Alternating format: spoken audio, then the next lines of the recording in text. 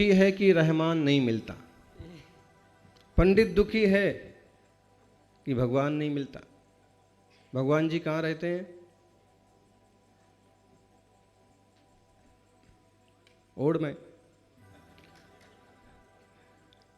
मुल्ला दुखी है कि रहमान नहीं मिलता, पंडित दुखी है कि भगवान नहीं मिलता, और हम तो दुखी हैं इस बस्ती में ये देखकर कि ढूंढे से भी कहीं सुखी इंसान नहीं मिलता। सुखी इंसान नहीं मिलता। भगवान मिले ना मिले कोई खास फर्क नहीं पड़ता, क्योंकि जिन लोगों को भगवान मिले उन सब लोगों ने अच्छा ही कर लिया हो, कोई जरूरी नहीं है। भगवान राम मिले थे कई लोगों को, लेकिन कई लोगों ने अपना अच्छा किया, कई लोगों ने कुछ भी नहीं किया। कृष्ण मिले थे, महावीर मिले थे, बुद्ध मिले थे, लेकिन जिनकी होनहार अच्छी होती है, जिनका भाग्य अच्छा होता है, वे अवसर का लाभ उठा पाते। बाकी तो लोग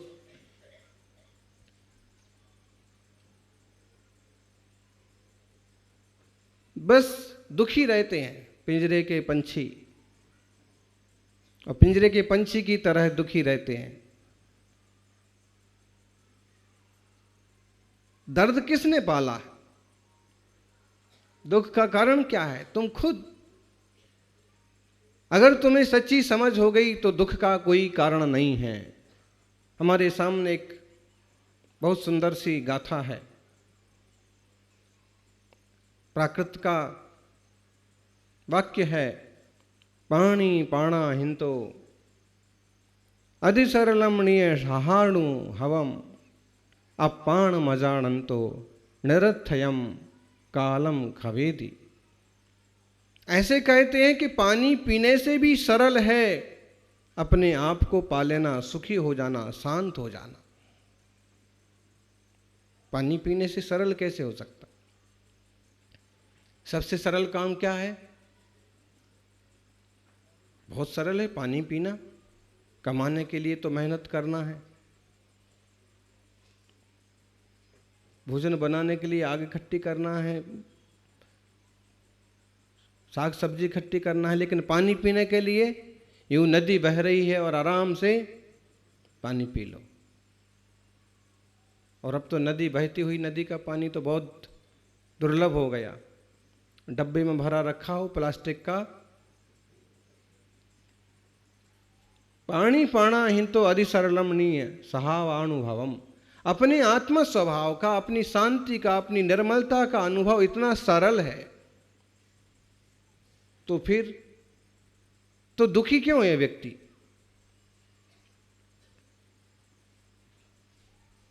क्योंकि उसने सही मार्ग को जाना नहीं, समझा नहीं। मुल्ला दुखी है कि रहमान नहीं मिलता। उनकी कल्पना है कि यहां मिलेगा, वहां मिलेगा, कहीं नहीं मिलता। पंडित दुखी है कि भगवान नहीं मिलता। उनकी कल्पना है कि मंदिर में मिलेगा, शिखर जी में मिलेगा, गिरनार जी में मिलेगा। हाँ, और ओड गांव जाके देखें तो वहां मिल ही जाएगा। भगवान जी श्रावक का नाम है, तो वहां भी नहीं मिलता। कैलाश मानसरोवर जाओ तो वहां भी नहीं मिलता, और गिरनार जी जाओ तो, चूंकि वहां चरण बने हैं, वहां से मोक्ष पधारे हैं, मूर्तियां विराजमान है, लेकिन जैसे भगवान की कल्पना तुम कर रहे हो वैसे नहीं मिलता। फिर वास्तविकता ये है कि भगवान, जो भगवान बन गए वो तो भव के पार चले गए, और लोक की उस ऊंचाई पर बैठे हैं जहां से वे वापिस नहीं आते। और सच्चे दिल से देखो तो भगवान तो हमारे हृदय में विराजा है। ढूंढता है व्यक्ति बाहर। अपने आत्मा में ही परमात्मा होने की सामर्थ्य है। ये ज्ञान में आ जाए, ये ध्यान में आ जाए तो बहुत सरल है। पराधीन बुद्धि मिट जाए।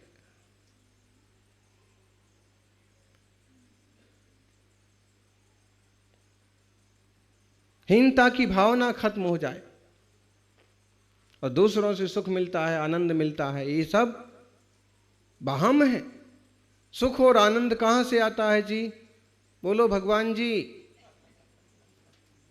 कहाँ से आता है सुख, आनंद, शांति? अंदर से आता है। जरूर नहीं कि उस चीज को देख करके ऐसे लगता है ना कि हमने वह चीज देखी तो हमें बहुत अच्छा लगा, आपको अच्छा लगा, वही चीज देख करके दूसरे को बुरा भी लगता है। इसका मतलब चीज में से सुख और दुख नहीं आता है। क्या लड्डू में से सुख और दुख नहीं आता है? आप कहोगे लड्डू खाते हैं अच्छा लगता है, मीठा लगता है, सुख लगता है, लेकिन सुख और दुख लड्डू में से नहीं आता है। आपको मुंह का स्वाद अच्छा है, आपकी तबीयत अच्छी है तो आपको लड्डू अच्छा लग रहा है, लेकिन आपको बुखार चढ़ा है, मुंह कड़वा है, फिर लड्डू खाओ तो अच्छा लगता है? ऐसे ही क्यों? क्योंकि सुख और आत्मा का एक गुण है, स्वभाव। लॉजिक तो कुछ भी लगाया जा सकता है। मेडिकल के स्टूडेंट से पूछा, बताओ शक्कर हमारी दुश्मन क्यों है? आदमी की दुश्मन है एक तरह से शक्कर। बहुत ज़्यादा शक्कर खाएंगे तो शुगर हो जाता है। मेडिकल स्टूडेंट से जानना चाहते थे प्रोफेसर्स कि शक्कर खाने से शुगर होता है और आदमी बीमार पड़ता है, इसलिए शुगर, शक्कर आदमी की दुश्मन है। उस स्टूडेंट्स ने एक बहुत बढ़िया लॉजिक लगाया। उसने कहा, सर शक्कर हमारी दुश्मन इसलिए है क्योंकि शक्कर को चीनी कहते हैं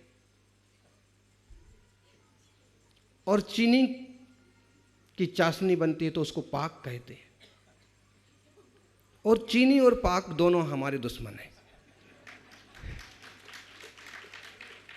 इसलिए शक्कर हमारी दुश्मन।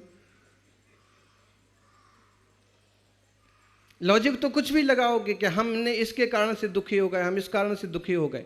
वास्तव में सुख और दुख होने के कारण बाहर में नहीं है। कहां पर है? अपने भीतर है। सुखी होने का कारण भी हमारे भीतर है। कैसे? एक सम्राट थे, बहुत बीमार पड़ गए। ज्ञानी बीमार तो सम्राट भी पड़ते हैं और बीमार तो महाराज भी पड़ते हैं। गरीब हो अमीर हो, बीमारी किसी का पीछा छोड़ती नहीं है। क्लेश हो, संकट हो, वह किसी को छोड़ते नहीं है, आते ही है। बड़े से बड़े लोगों को दुख और तकलीफ होती है और छोटे से छोटों को भी। सम्राट बीमार पड़ गए, राजा बीमार पड़ गए, वैद्यों को बुलाया गया, कोई रास्ता नहीं निकला, कोई रास्ता नहीं निकला। अंत में एक ऐसा वैद्य आया, उसने कहा कि देखो बहुत सरल सा उपाय है, लेकिन मुझे लगता है कि उस उपाय को खोज पाना कठिन है। क्या सरल सा उपाय? सम्राट को ये सारी बीमारी जो है ना, ये टेंशन की है, क्लेश की है, अशांति की है। इनकी अशांति मिल जाए, इनकी संक्लेश बुद्धि खत्म हो जाए तो ये सुखी हो जाएंगे। और इनके लिए यही औषध है कि कोई परम शांत व्यक्ति हो, परम सुखी व्यक्ति हो, उस व्यक्ति के कपड़े ला करके राजा को पहना दिए जाएं तो राजा सुखी हो जाएगा। मंत्रियों ने कहा, ये तो बहुत आसान उपाय है। जो सबसे ज्यादा सुखी, पूरी तरह से सुखी और शांत व्यक्ति है, उसके कपड़े पहना देते। गए, खोज की, सेठ जी दुकान पर बैठे थे, देखा कि सेठ जी अच्छे मुस्कुरा रहे हैं, एकदम व्यवस्थित दिख रहे हैं, सुंदर दिख रहे हैं। तो उन लोगों ने कहा कि सबसे पहले अपन इनसे ही ले लो कपड़े, यही बहुत शांत और सुखी दिख रहे। उन्होंने कहा, सेठ साहब आपकी एक जोड़ी कपड़ा दे दो, हमें बहुत ज़रूर चाहिए। अरे भाई किस लिए चाहिए? हमें राजा जी को पहनाना है। राजा के पास नहीं है तो सही, लेकिन एक आध्यात्मिक वैद्य ने बताया है कि ऐसे कपड़े पहनाओ जो परम सुखी और शांत व्यक्ति ने पहने हुए हों तो राजा पहन करके सुखी हो जाएगा। सेठ जी का तुरंत चेहरा लटक गया। मंत्री जी ने पूछा, क्या हुआ? हमने आपसे कुछ चंदा मांगा हो, कुछ खर्च करने का बोला हो? नहीं नहीं नहीं। तो फिर आपसे एक जोड़ी कपड़े ही तो मांगे हैं और वो देना आपके लिए बहुत आसान है। आसान तो है, लेकिन जैसा परम सुखी और शांत तुम कह रहे हो वैसा मैं हूं नहीं। लेकिन अभी जब हमने फर्स्ट टाइम देखा तो आप एकदम मुस्कुराते हुए अच्छे दिख रहे थे। वो तो बस ग्राहकों के सामने ऐसा दिखना पड़ता है। मुंह लटका के बैठे रहेंगे तो कोई ग्राहक भी आता नहीं है। बराबर ना? ऐसा ही है। हंसते हुए बच्चे को सब प्यार करते हैं और रोते हुए बच्चे को उसकी माई को संभालना पड़ता है। सब आवाज लगाते हैं कि संभालती क्यों नहीं है, उठा क्यों नहीं लेती है, अरे दूध पिला दे। कोई दूसरा नहीं। ऐसे ही मुस्कुराते हुए हंसते हुए व्यक्ति को, शांत व्यक्ति को सब लोग पसंद करते। मेरे पास ऐसे कपड़े नहीं है। मंत्री ने कहा, वाह ठीक है, वैसे आपके चेहरे जब लटक गया ना तभी हमको मालूम पड़ गया कि आप परम सुखी नहीं हैं। आगे चले, आगे पहुंचे एकदम सराफ जी के पास, ज्वेलर्स। वो भी एकदम टिप टॉप, हंसते गाते बैठे आराम से। उनसे भी वही बात हुई। ओ, उनका भी चेहरा। मंत्रियों ने कहा कि भाई हमें थोड़ी ना बोल रहे कि आप सौदागर बन जाओ हैं और इतना दान कर दो, इतना क्यों घबराते हो?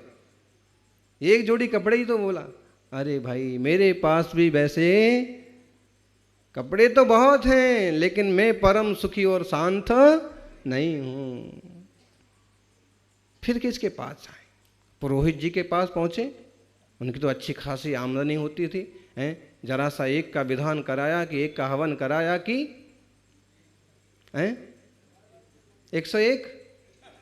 बोले कहाँ महाराज, 11,000 से नीचे तो पंडित जी चौखट पाँव नहीं रखते हैं, और उसमें फिर वास्तु ज्ञानी हो तो फिर तो हाँ, फिर ज्योतिष और तंत्र मंत्र जानते हो तो फिर तो साहब। पुरोहित जी के पास पहुंचे तो पुरोहित भी बढ़िया पगड़ी बगड़ी बांध करके और एकदम तिलक छापा लगा करके, उनसे भी यही बात कही। उनका भी चेहरा लटक गया। मैं भी ऐसा कोई परम सुखी नहीं हूं, परम शांत नहीं हूं। मेरे को भी विकल्प रहते हैं। जब कोई ग्राहक नहीं दिखता है ना तो मेरे को भी टेंशन आता है।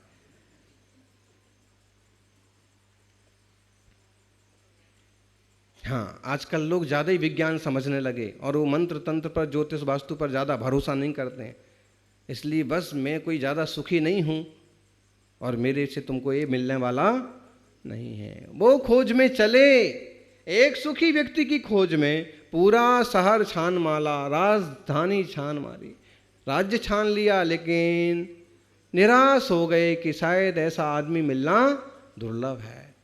तभी वह किसी वन से गुजर रहे थे, वन से गुजर रहे थे कि देखा कि कोई बहुत शांत शालीन मुद्रा और सामने विराजे हैं।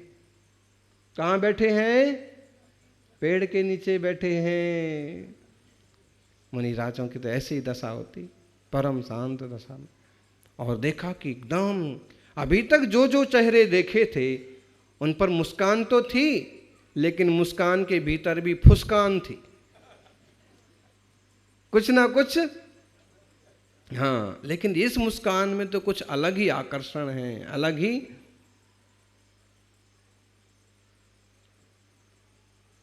जरूर इनसे अपन अगर कपड़े मांग लें तो इनके कपड़े से राजा, वो तो अभी चेहरा ही देख रहे थे ना कि जिसका एकदम शांत सौम मुस्कुराता है चेहरा हो तो ये, और जैसे ही पास पास पास पास पास पास गए, जैसे ही झाड़ियों को क्रॉस करते हुए आगे पहुंचे कि देखा कि शांत तो हैं, परम सुखी भी मालूम पड़ रहे हैं, लेकिन कपड़े नहीं हैं।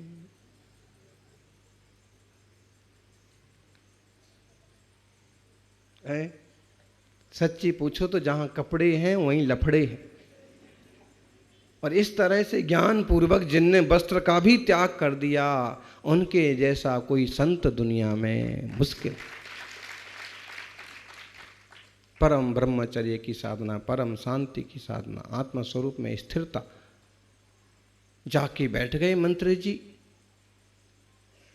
सहयोगी सब बैठ गए कि हो सकता है आँख खोलने के बाद बातचीत करें, इन्हें अगर कहीं कपड़े रखे हों, इनके एक आध जोड़ी कोई पड़े हों।